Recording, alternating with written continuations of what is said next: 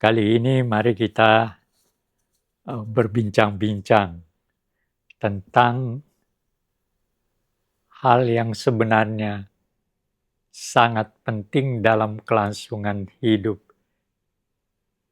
kita sebagai negara merdeka dan bangsa merdeka yang telah dimulai sejak awal abad ke-21, 20.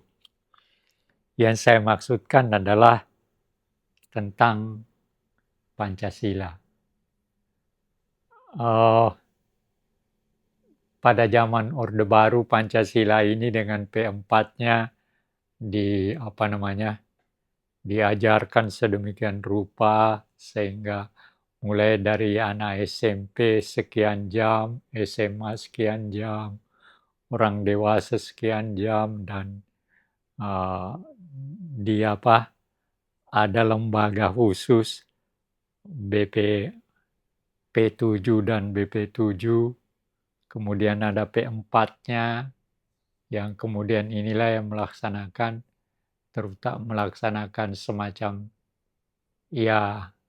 semacam indoktrinasi sih. Tapi sebelumnya juga memang ada istilah indoktrinasi Manipul Usdek pada zaman demokrasi terpimpin. Nah, pada zaman Orde Baru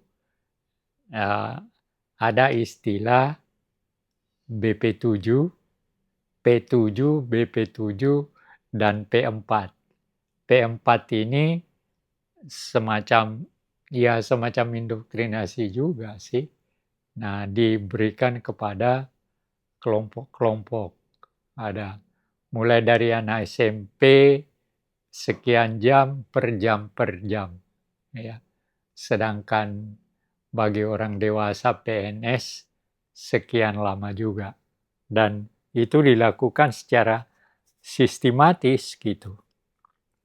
Dan yang diajarkan atau yang diberikan dan pembicaranya adalah atau yang memberikan ceramah adalah ada istilah waktu P4 itu istilah Manggala BP7. Ya. Mereka dapat honor sendiri dan ketika itu bagi orang yang bisa masuk sebagai Manggala merasa bangga gitu. Ya, bangga. Nah, dari mana sumbernya Pancasila ini? Begini, harus dipahami latar belakangnya. Pertama adalah latar belakang ketika Belanda diusir oleh Jepang. Nah, dalam prosesnya kemudian Jepang dan secara strategis Soekarno dan Hatta mau menjadi kerjasama dengan Jepang sebagai strategi untuk kemerdekaan. Dan memang dalam perkembangannya kemudian Jepang menjanjikan bahwa pada saatnya nanti Indonesia akan merdeka. Nah, dalam proses perkembangannya itu terlihat bahwa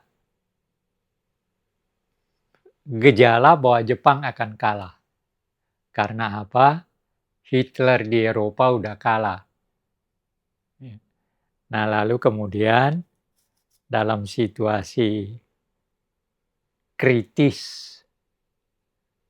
Jepang membentuk lembaga, yaitu Badan Usaha-Usaha Persiapan Kemerdekaan. Nah, anggotanya 66 orang kalau nggak salah. Ketuanya Rajiman, wakil ketuanya Suroso, Soekarno anggota, Hatta anggota, Supomo anggota, dan sejumlah yang lainnya. Ada ya orang-orang itu, tokoh-tokoh yang masuk ada juga orang Tionghoa, 4 orang malah. ada orang peranakan Arab, Pak Baswedan, dan sebagainya. Jadi seperti itu. Nah,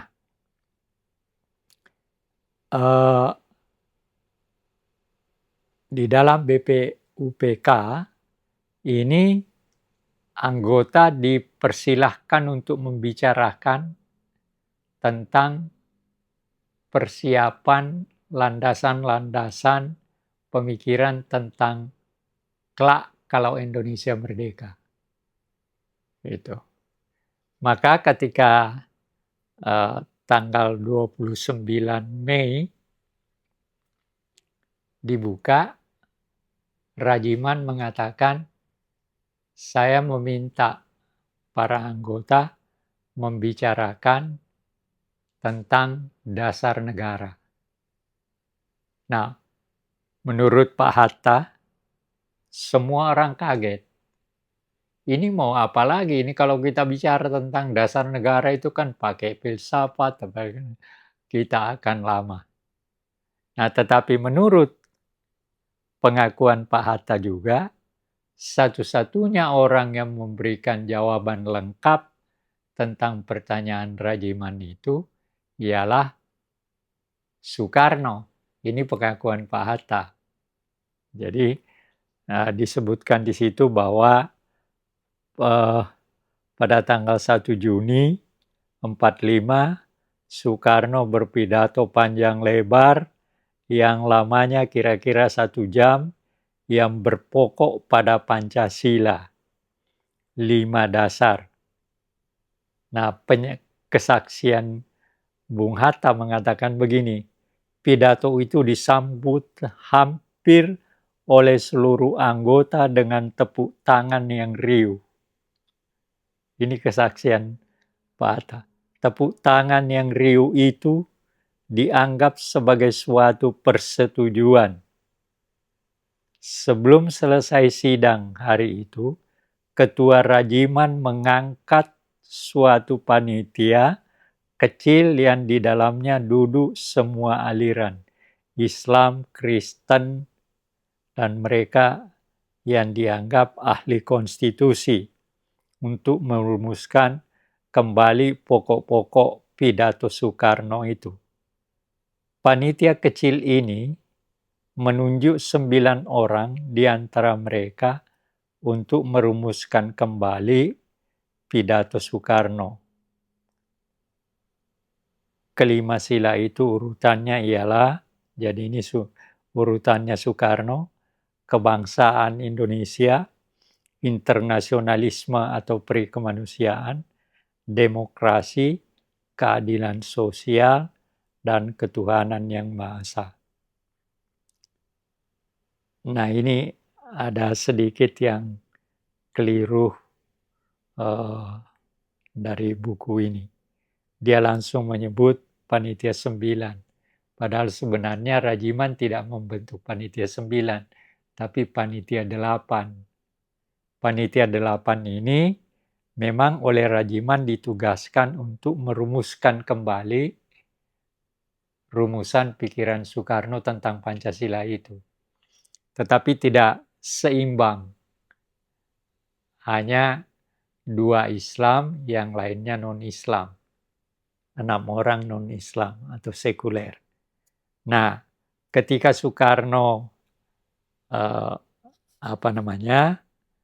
sebagai ketua dan Hatta sebagai wakil ketua, rupanya Soekarno berpikir ini ada sesuatu yang kurang tepat.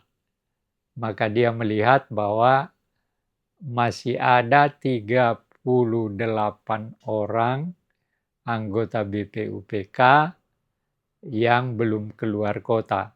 Nah, anggota BPUPK yang tidak keluar kota ini oleh Soekarno diajak berunding rapat.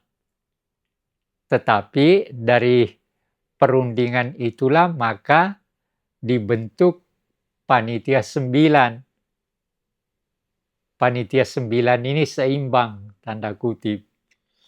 4 Islam, 5 sekuler. Itu. Inilah yang melahirkan nanti apa yang disebut dengan Piagam Jakarta. Jadi pada dasarnya Piagam Jakarta itu juga adalah ciptaan daripada orang-orang yang ditunjuk oleh Rajiman tadinya. Cuma ditambah oleh Soekarno. Nah, karena Soekarno berpikir, loh ini 8, Islamnya cuma 2, yang lainnya 6. Nah, oleh karena itu Soekarno membentuk Panitia 9, nah tambah 4 Islam, 5 sekuler. Ya. Situ ada Agus Salim, ada Kasman, dan sebagainya yang Islam itu. Ada, kalau yang sekuler Soekarno sendiri, Hatta, Supomo, dan sebagainya. Nah, lalu kemudian jadi Soekarno itu memberikan itu tadi.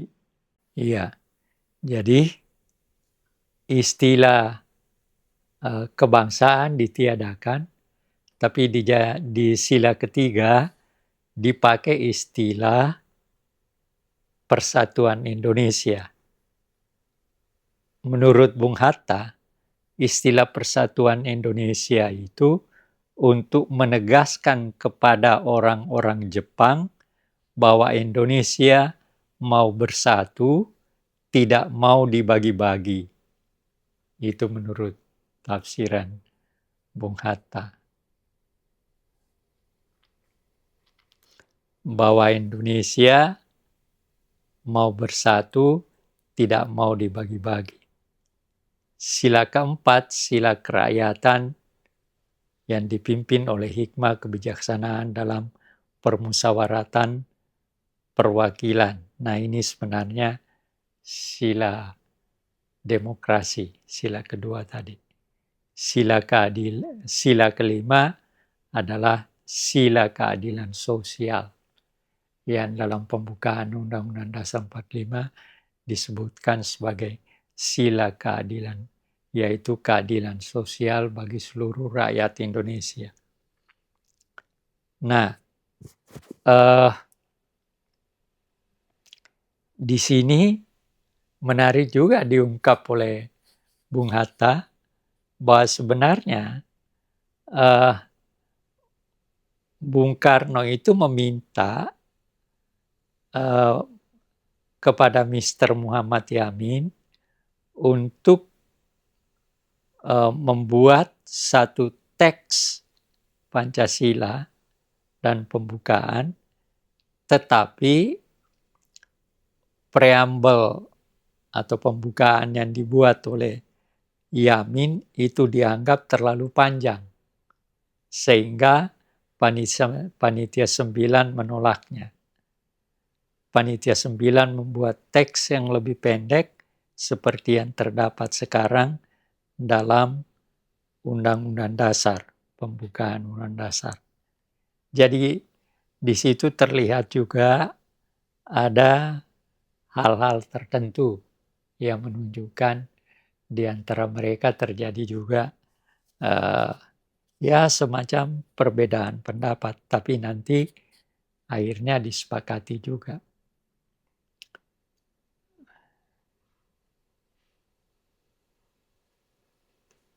Nah, BPUPK dibubarkan, Panitia Penyelidik Usaha Persiapan Kemerdekaan. Dibubarkan menurut Hatta pada permulaan Agustus 45. Dibubarkan dengan diganti dengan Panitia Persiapan Kemerdekaan Indonesia di bawah pimpinan Soekarno sebagai ketua. Muhammad Hatta sebagai wakil ketua. Anggota diangkat dari seluruh Indonesia, 9 orang dari Jawa, 12 orang dari daerah-daerah luar Jawa. Mereka itu dipandang sebagai wakil seluruh Indonesia. Jadi apa yang kita peroleh dari keterangan singkat ini? Di tengah-tengah keadaan kritis, para pemimpin kita tetap mampu membuat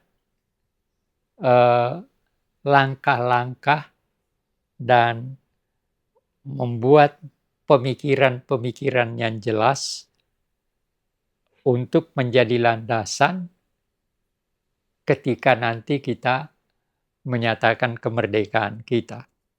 Itu menarik menurut saya. Ya, kenapa ini diganti? Lalu kemudian pada tanggal 9 Agustus, Soekarno, Hatta, dan Rajiman dipanggil ke Dalat. Ya, ini dekat Saigon, Vietnam. Tempat kedudukan Jenderal Terauchi, Panglima seluruh Angkatan Perang Jepang di Asia Tenggara. Yang mengantar kami menurut Hatta adalah Letnan Kolonel Nomura dari Gunsei Kanbu. Dalam perjalanan ke Dalat, kami menginap semalam di Singapura dan semalam di Saigon. Dari Saigon kami berangkat pagi sekali ke Dalat. Nah, akhirnya mereka diterima dan di situ disebutkan bahwa BPUPK digantikan dengan Panitia Persiapan Kemerdekaan Indonesia. Nah,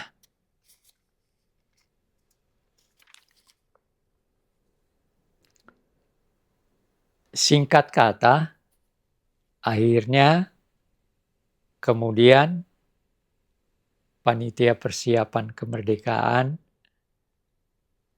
merumuskan kembali pikiran Soekarno menjadi Pancasila sebagaimana yang kita miliki sekarang. Gitu.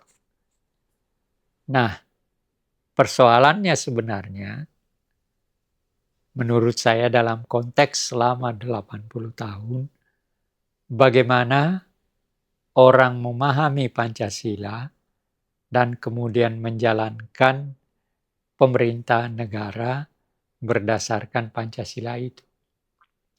Nah, dalam kenyataannya, selama kita merdeka 80 tahun, cara-cara atau bagaimana kita memahami Pancasila itu ternyata ada periode-periode yang berbeda dalam pemahaman. Ambil sebagai satu contoh. Nanti ketika kita berada pada awal kemerdekaan atau taruhlah dari tahun 45 sampai 50 sampai 58, ya Pancasila itu menjadi wilayah perdebatan. Misalnya setelah pemilu tahun 55, kan anggota DPR, Badan Konstitusi, dalam pemilu 55 itu ada 2 lembaga yang dipilih. Yang pertama Dewan Perwakilan Rakyat, yang kedua Badan Konstituante. Badan Konstituante ini tujuannya adalah untuk membentuk Undang-Undang Dasar yang baru. Nah, apa yang terjadi dalam periode demokrasi liberal dari 45 sampai dengan 55 ada pemilu. Nah, justru Pancasila menjadi ajang perbedaan pendapat. Misalnya dalam DPR, dalam Konstituante, terjadi perbedaan antara 2 kelompok, yaitu kelompok yang mendukung Pancasila, ya, Pancasila dalam arti kata yang dirumuskan oleh Panitia 9 dan diterima sebagai rumusan yang digunakan, dan itu yang ditempatkan nanti dalam pembukaan Undang-Undang Dasar, yang ditempatkan dalam pembukaan Undang-Undang Dasar. Dan Piagam Jakarta. Piagam Jakarta ini sebenarnya adalah hasil dari Panitia 9 yang dibentuk oleh Soekarno. Jadi sebenarnya pada dasarnya hanya ada perbedaan. Kalau dalam Pancasila yang di dalam yang dihasilkan oleh panitia 9 PPKI, Panitia Persiapan Kemerdekaan, itu sila ketuhanan yang Maha Esa. Sedangkan di dalam Panitia 9 yang dibentuk oleh Soekarno, itu disitulah tercantum istilah dengan kewajiban menjalankan syariat Islam bagi pemeluk-pemeluknya. Nah, ini yang menjadi perdebatan sampai terakhir posisi daripada Badan Konstituante yang terakhir yang berakhir dengan dekret presiden. Jadi pada awal-awal kemerdekaan kita, persoalan Pancasila itu menjadi perdebatan di lingkungan politikus, partai, dan sebagainya. Ada 2 kelompok. Yang pertama, PNICS, termasuk PKI, mendukung Pancasila rumusan Panitia Persiapan Kemerdekaan Indonesia, PPKI. Sementara Islam mendukung yang juga dirumuskan oleh Soekarno dan Hatta, CS, yaitu Piagam Jakarta. Tetapi apa bedanya? Kalau di PPKI hasilnya hanya ketuhanan yang Maha Esa. Sedangkan di Piagam Jakarta itu ada istilah dengan kewajiban menjalankan syariat Islam bagi pemeluk-pemeluknya. Nah, ini ditolak oleh non-Islam. Itu yang menyebabkan mengapa pada tanggal 18 sore ya, ada yang mengatakan sore, ada yang mengatakan malam. Tapi kelompok non-Islam dari Indonesia Timur datang ke Hatta karena ditelepon apakah bersedia menerima wakil-wakil non-Islam dari Indonesia Timur. Hatta bilang bersedia. Nah, apa yang dipersoalkan di situ? Yang dipersoalkan adalah orang-orang non-Islam, Katolik, Kristen dari Indonesia Timur, menolak atau keluar dari Indonesia kalau di dalam pembukaan Undang-Undang Dasar 45, Undang-Undang Dasar Negara yang akan dibuat, itu nanti yang akan dimasukkan adalah Piagam Jakarta itu, yang ada 7 kata tentang dengan kewajiban menjalankan syariat Islam itu. Nah, ya terjadi juga sih perdebatan antara Pak Hatta sebagai wakil presiden dan wakil-wakil dari Protestan dan Katolik dari Indonesia Timur. Hatta mengatakan, kan Anda diwakili juga, tapi dia bilang itu kita tidak mengakui kita diwakili. Nah, apa yang terjadi? Hatta mengatakan, oke, besok sebelum rapat resminya diadakan, maksudnya rapat PPKI, Panitia Persiapan Kemerdekaan, pada tanggal 18 Agustus, nanti saya akan mengajak rapat khusus wakil-wakil Islam. Maka Kasman diajak, Agus Salim diajak, pokoknya wakil Islam. Nah, diajak berunding oleh Hatta. Nah, di dalam buku ini Hatta menyebutkan bahwa mereka mengajak orang itu dan memberitahu bagaimana sikap daripada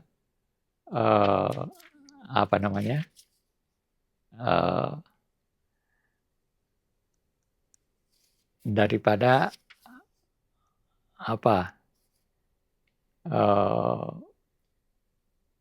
jadi wakil Islam diajak oleh Hatta berunding. Nah, apa yang terjadi?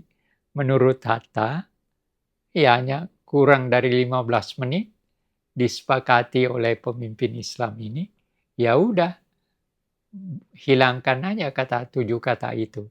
Maka yang terjadi 7 kata dibuang, menjadi hanya ketuhanan yang Maha Esa. Jadi terlihat ada perbedaan. Tetapi menurut Bung Hatta, apa yang dilakukan itu adalah menunjukkan bahwa wakil-wakil Islam itu sadar betul akan pentingnya persatuan. Ya, jadi ini yang terungkap di dalam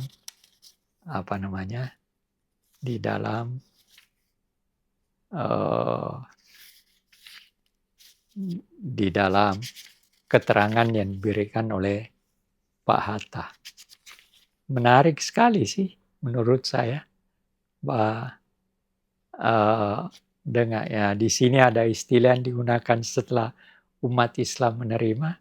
Bung Hatta mengatakan begini, toleransi pemimpin-pemimpin Islam.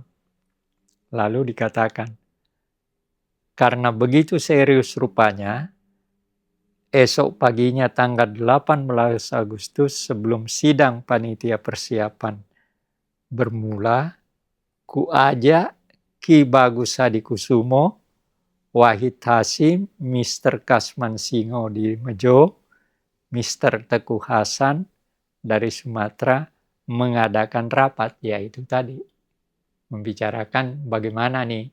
Akhirnya diterima. Nah, Bung Hatta menuliskan gini, toleransi pemimpin-pemimpin Islam.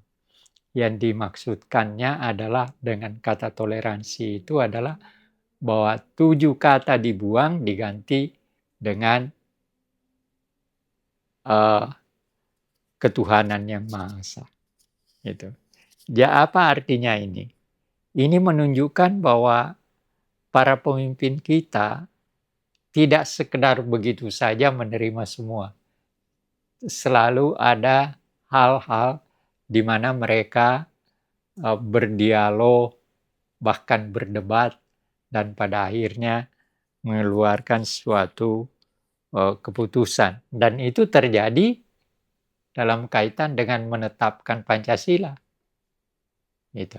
Nah, ini satu periode. Bagaimana periode selanjutnya? Jadi ini yang saya bicarakan tadi, ini adalah nanti setelah pemilu, kan kita pemilu 55. Nah, kebebasan, tadi saya katakan dibentuk pemilu itu membentuk 2 lembaga. Badan Konstituante dan DPR. Badan Konstituante ini mempunyai tugas khusus untuk membuat Undang-Undang Dasar baru, menggantikan Undang-Undang Dasar sementara 50. Nah, apa yang terjadi? Sambil di dalam negeri juga ada macam-macam pemberontakan, DITI, sebelumnya ada pemberontakan PKI 48 dan seterusnya. Tapi PKI nanti bisa berhasil tampil ke depan, kembali hidup, dan nanti pendukung utama Pancasila bersama PNI. Gitu. Nah, dalam konstituante yang terjadi adalah terjadi perdebatan antara dua kekuatan ini. Sebenarnya ada 3 kekuatan, tetapi kekuatan yang ketiga ini tidak seberapa besar, yaitu dari Partai Sosialis. Nah, tidak seberapa. Yang utama adalah 2 yang berdebat, ya, yaitu yang mempertahankan Pancasila dan yang mempertahankan Piagam Jakarta. Yang sebenarnya pada dasarnya yang buat Soekarno-Hatta juga, ya. Tapi karena ada istilah dengan kewajiban menjalankan syariat Islam, maka Piagam Jakarta ini ditolak oleh non-Islam. Tadi sudah saya terangkan. Seperti itu. Tetapi setelah pemilu, di dalam badan konstituante, kembali terjadi perdebatan 2 kekuatan itu. Yaitu PNI-CS termasuk PKI dan golongan nasionalis tetap mempertahankan Pancasila tanpa dengan istilah sila pertamanya adalah ketuhanan yang Maha Esa. Sementara yang Islam mempertahankan dengan kewajiban menjalankan syariat Islam bagi pemeluknya, atau yang sering disebut dengan istilah Piagam Jakarta. Istilah Piagam Jakarta ini itu juga kontroversi. Ada yang menyebut bahwa yang menggunakan istilah Piagam Jakarta itu adalah Yamin. Tapi menurut Tatangga, istilah Piagam Jakarta itu digunakan oleh Soekarno. Jadi selalu ada perbedaan. Tapi oke lah, itu menunjukkan dinamika di antara pemikir-pemikir dan pemimpin bangsa kita. Nah, apa yang terjadi? Yang terjadi ialah bahwa badan konstituante pada akhirnya tidak dapat merumuskan itu. Situasi dalam keadaan kritis, lalu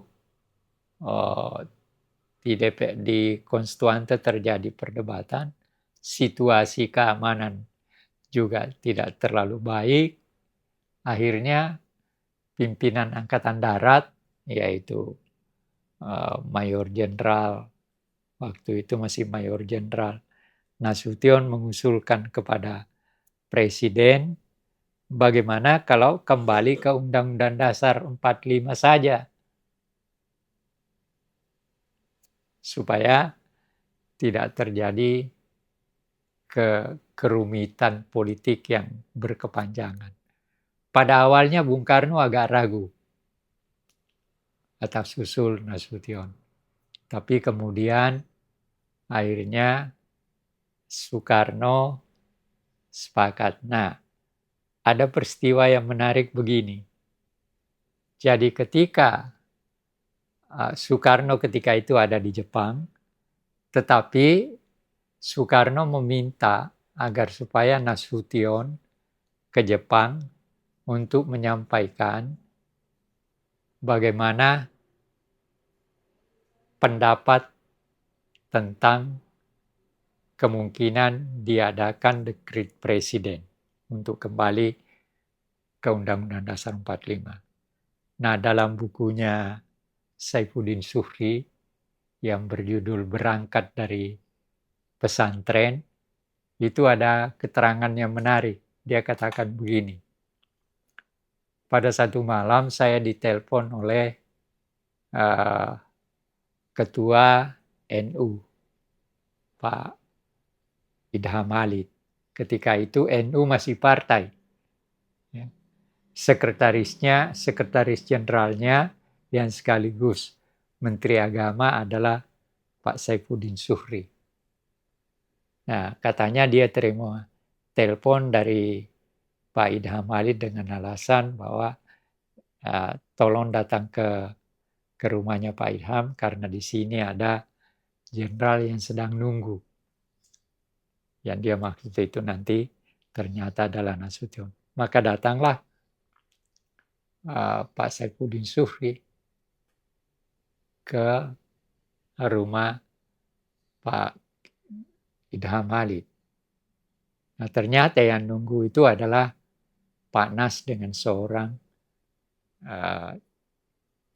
perwira yang lain. Begitu Pak Saifuddin Suri duduk, maka kemudian Pak Nasution bertanya, bagaimana pendapat NU yang dapat dikatakan mewakili Islam kalau kembali ke Undang-Undang Dasar 45 dilakukan dengan dekret presiden. Nah, Saifuddin Suri dalam buku itu mengatakan, NU bertanya, di mana tempat Piagam Jakarta di dalam dekret itu? Jadi dia setuju dengan dekret, tetapi yang dipersoalkan tempat Piagam Jakarta dalam dekret itu di mana? Nah, apa yang terjadi? Rupanya keinginan NU itu dipenuhi oleh Presiden Soekarno dengan menempatkan Piagam Jakarta di dalam konsideran terakhir dari dekret presiden itu. Yang kalau tidak salah berbunyi, kami berkeyakinan bahwa Piagam Jakarta adalah satu kesatuan dengan Undang-Undang Dasar 45. Jadi artinya apa? Keinginan NU yang mewakili Islam diberi tempat dengan menyebutkan dalam konsideran itu bahwa Piagam Jakarta itu tidak bisa dilepaskan dengan Undang-Undang Dasar 45. Itu. Jadi kita bisa melihat bagaimana pemahaman-pemahaman situasional dalam tentang dasar negara kita dan bagaimana posisi masing-masing ketika itu. Itu dalam periode demokrasi liberal. Nah, sekarang setelah dekret presiden, setelah ini ada proses panjang juga, jadi Presiden Soekarno diminta untuk menyampaikan tentang menggunakan Undang-Undang Dasar 45 ke Badan Konstituante. Karena kan Badan Konstituante punya tugas untuk membuat Undang-Undang Dasar. Nah, oleh karena itu, sebelum dekret dilakukan, maka Bung Karno diminta untuk berpidato di depan Badan Konstituante untuk menyampaikan kemungkinan untuk kembali ke Undang-Undang Dasar 45. Nah, pidatolah dia. Tapi kemudian setelah dia pidato, dibicarakan akhirnya anggota Badan Konstituante bicara sampai bersidang sampai 3 kali, tapi nggak ada kesepakatan. Masing-masing tetap bertahan. Nah, akhirnya apa yang terjadi? Untuk mengakhiri pertentangan di antara dua kekuatan ini, akhirnya apa yang terjadi?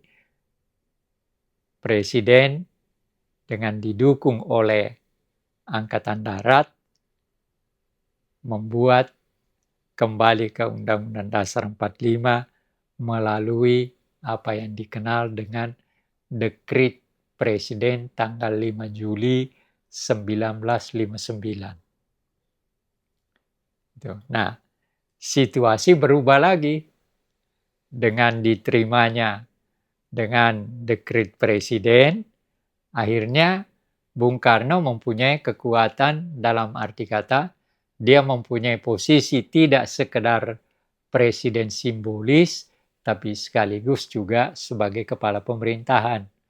Nah, ini yang disebut dengan, kalau tadi disebutkan demokrasi yang pertama disebutkan adalah demokrasi liberal, maka setelah Bung Karno berkuasa, didukung oleh Angkatan Darat, maka periodenya disebut dengan periode demokrasi terpimpin. Ya, Pancasila tetap menjadi dasar negara, tetapi ya ada ideologi lain lagi juga yang dibuat oleh Bung Karno. Ideologi apa itu? Paling tidak ada dua, yaitu idenya pada tahun 26 yang ditulis di dalam bukunya di bab Bendera Revolusi, bab pertama yang tulisannya berjudul Nasionalisme, Islamisme, dan Marxisme. Yang dimaksud dengan Marxisme di sini oleh Bung Karno jelas disebutkannya adalah komunisme. Gitu. Ya, akhirnya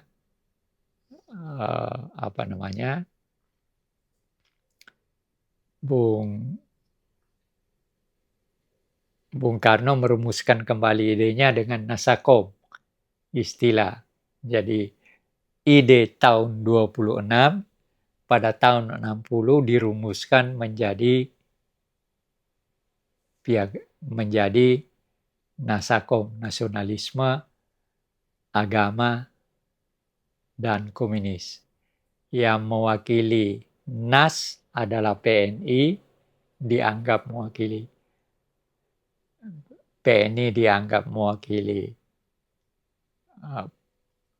nasionalis, golongan nasionalis.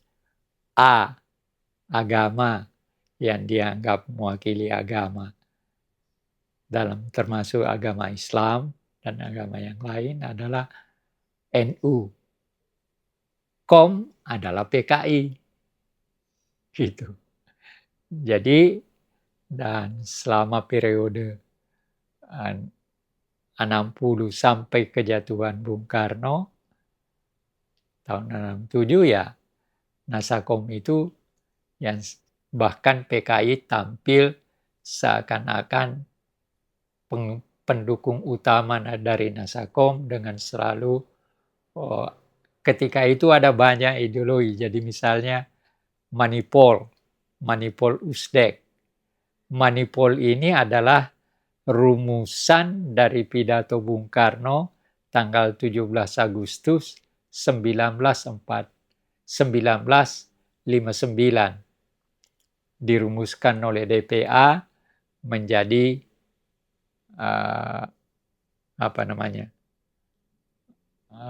manifesto politik. Manipol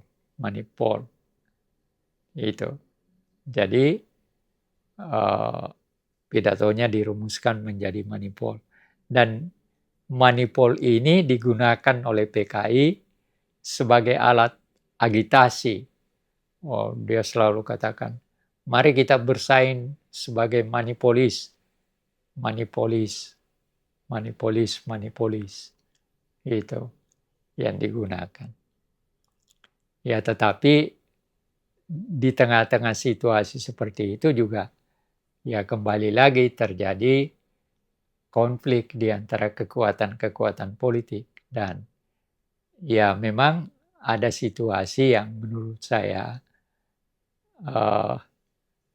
agaknya Bung Karno secara psikologi kurang tepat menggunakan istilah merumuskan kembali ide tahun 26 ke tahun 60. Maksud saya begini, kalau pada tahun 26 persatuan itu memang diperlukan, dalam arti kata melawan imperialisme kan, kita kan dijajah, jadi kita memerlukan persatuan. Maka tulisannya pada bab pertama itu dengan judul Nasionalisme, Islamisme, dan Marxisme meminta kepada ketiga kekuatan ini bersatu menghadapi penjajah, ya bisa diterima. Tetapi ketika kita merdeka, ya ada sesuatu yang sudah berubah dalam pikiran politikus kan. para kekuatan-kekuatan politik udah mempunyai pemikiran yang berbeda. Nah, di sini yang menurut saya agak kurang dilihat oleh Bung Karno. Mau disamakan antara situasi tahun 26 dengan tahun 60-an seterusnya. Nah, ternyata nggak bisa. Nasakom sebenarnya walaupun mau dipaksakan seakan-akan diterima, ternyata di bawah sebenarnya ditolak oleh berbagai pihak gitu. Tidak hanya Islam tapi pihak lain juga. Nah, ini yang menurut saya agak sedikit Bung Karno menurut saya dengan merumuskan ide tahun 26 pada tahun 60 ada situasi psikologis yang kurang ditangkap oleh beliau. Terlepas daripada keinginannya untuk tetap menggunakan idenya itu untuk persatuan. Di tengah-tengah kita sudah merdeka. Tapi tanggapan orang sebagai kita sebagai bangsa merdeka udah berbeda dengan ketika kita sebagai bangsa yang masih dijajah kan. Itu yang saya maksudkan.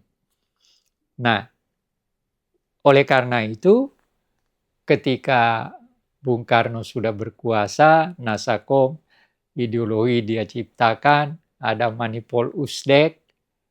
Manipol itu manifesto politik, Usdek itu adalah U-nya Undang-Undang Dasar 45, S-nya Sosialisme Indonesia, D-nya Demokrasi Terpimpin, E-nya Ekonomi Terpimpin, K-nya Kepribadian Indonesia. Jadi Manipol Usdek. Ya. Nah, ini dikembangkan dan pada periode demokrasi terpimpin itu Bung Karno mengintrodusir di bawah pimpinan Ruslan Abdul Ghani yang dikenal dengan istilah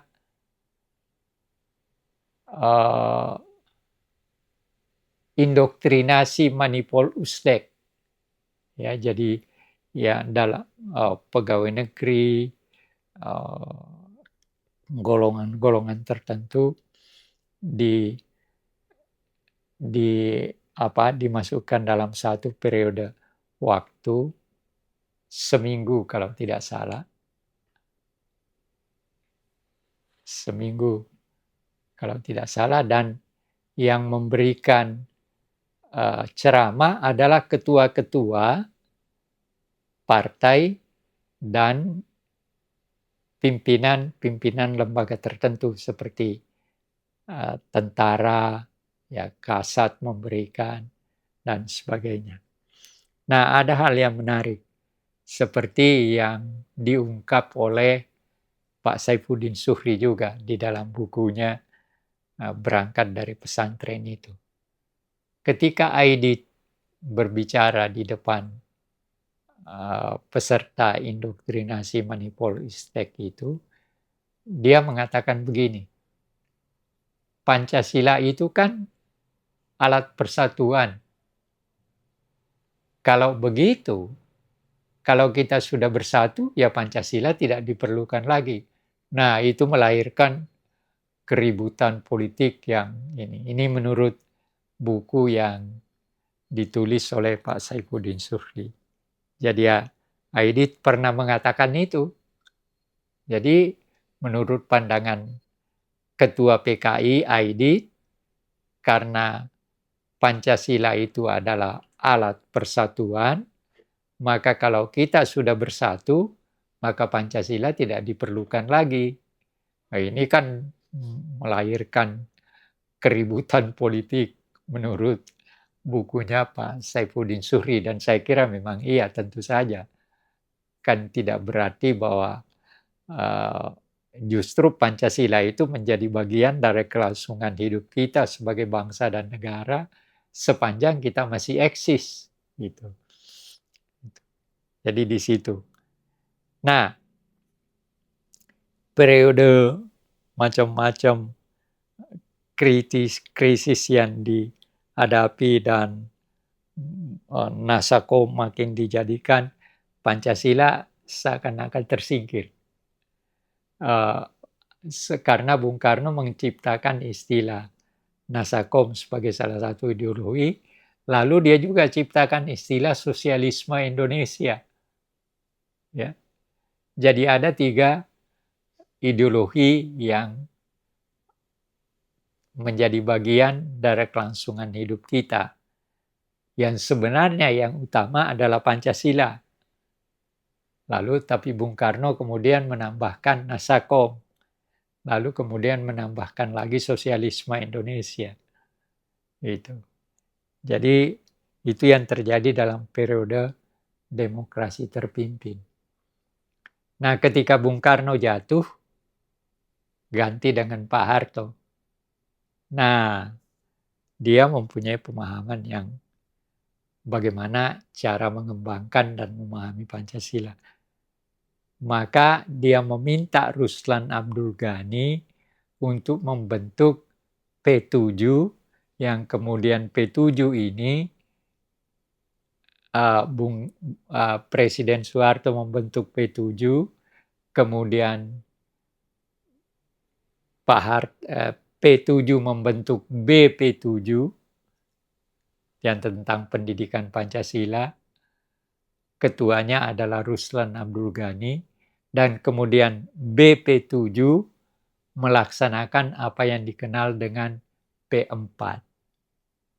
Gitu. Ya, yang dibicarakan tentang Pancasila juga, artinya untuk mendalami Pancasila itu sebagai ideologi negara.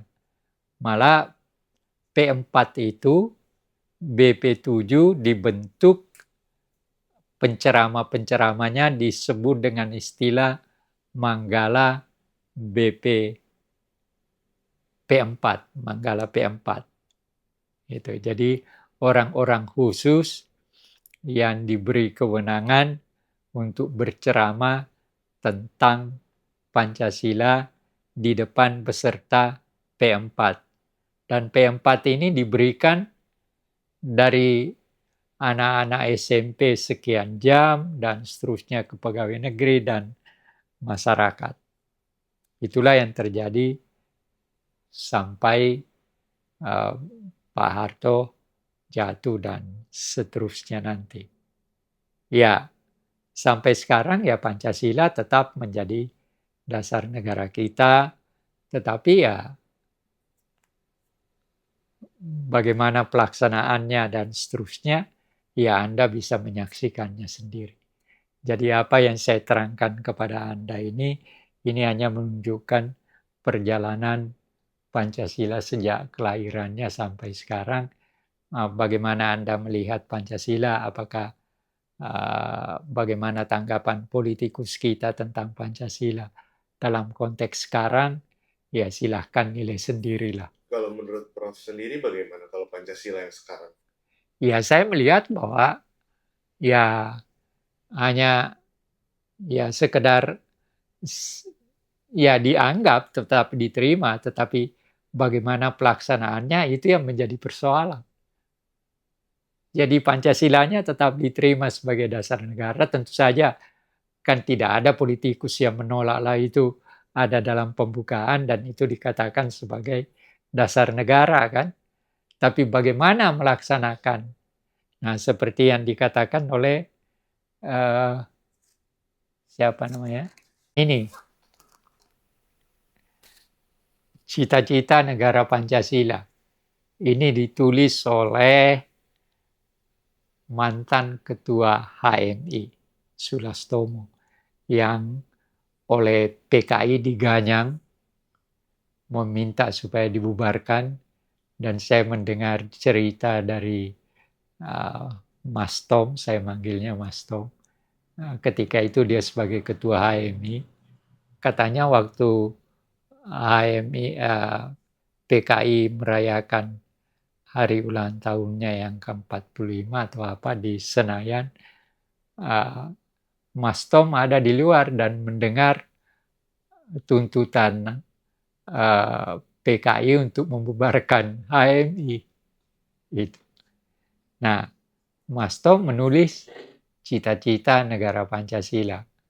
Walaupun di sini Pancasilanya ya bagus juga, artinya macam-macam walaupun sila-silanya tidak dijelaskan secara baik. Tapi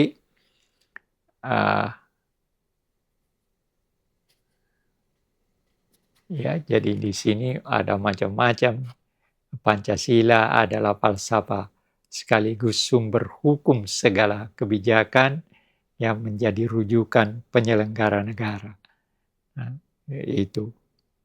Lalu ada lagi kondisi apa yang terjadi di negara ini sebenarnya merupakan tanggung jawab bersama.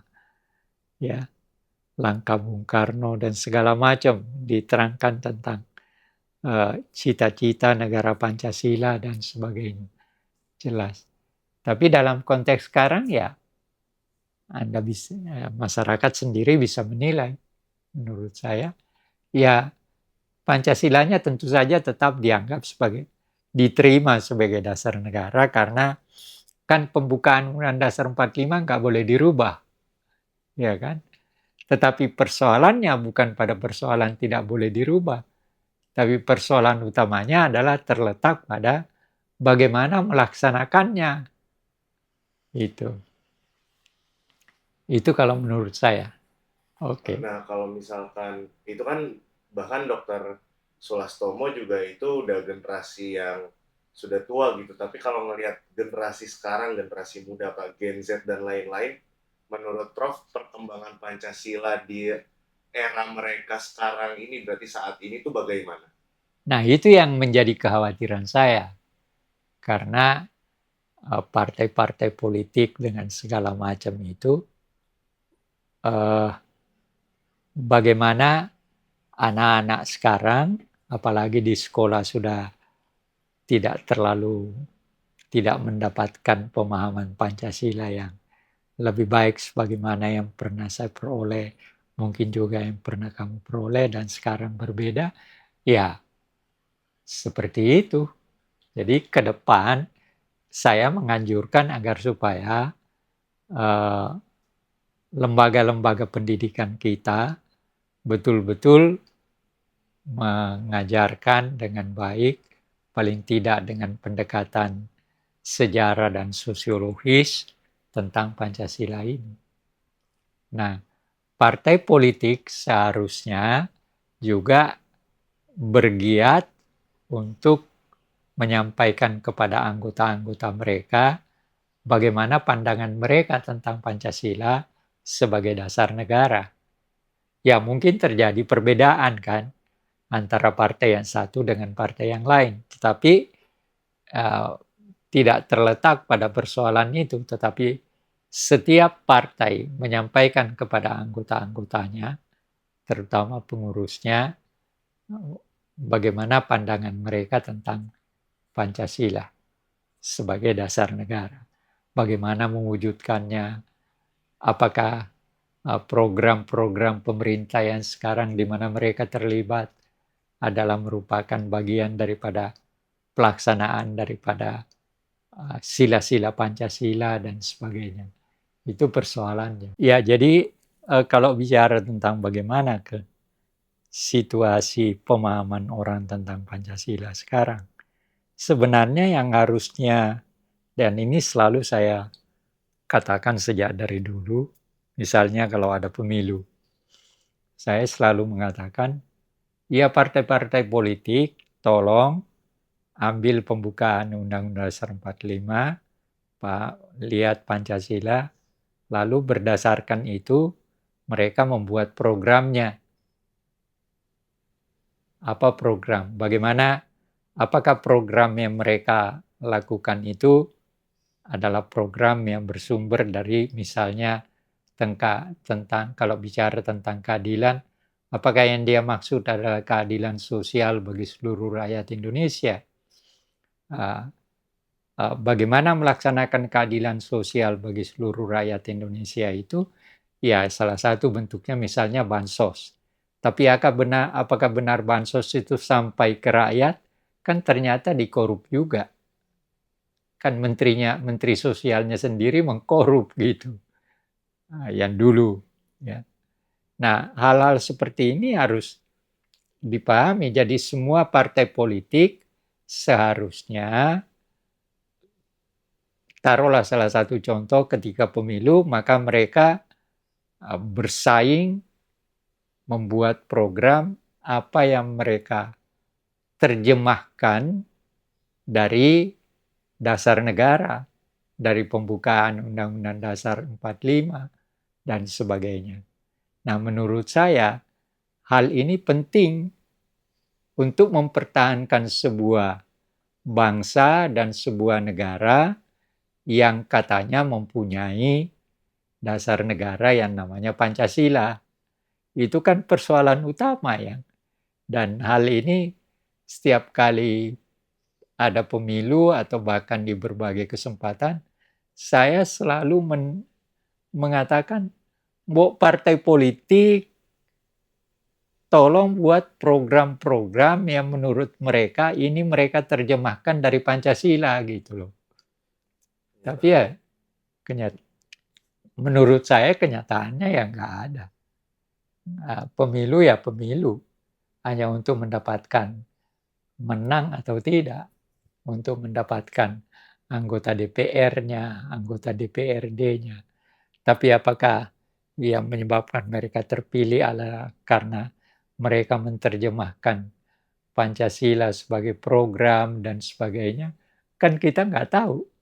Soalnya kita nggak pernah dengar program mereka. Yang kita pernah dengar di TV, kasih uang 50, sudah itu orang disuruh milih anaknya untuk menjadi anggota DPR.